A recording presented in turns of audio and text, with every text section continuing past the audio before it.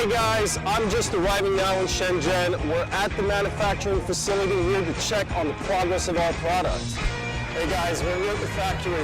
This place is pretty mind-blowing. The conditions are a lot better than I thought they would be. So I just got done talking to my Chinese counterpart, and he was saying that the pilot project actually just finished a few days ago, and it's actually pretty amazing at how timely and efficiently things get done here, which is great.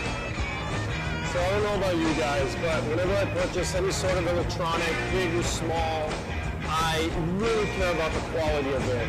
I've been playing with these magnets for about a half an hour, and they are super powerful. These are rare earth N52 magnets that are unique to China and are only produced here. Guys, I just want to demonstrate to you the functionality of the Type-C adapter. We're going to have the tip, and all we need to do is to plug it into our MacBook Pro here. All right. We're going to take our monitor cable that's already equipped with the aluminum adapter on it, and it just snaps. Perfect.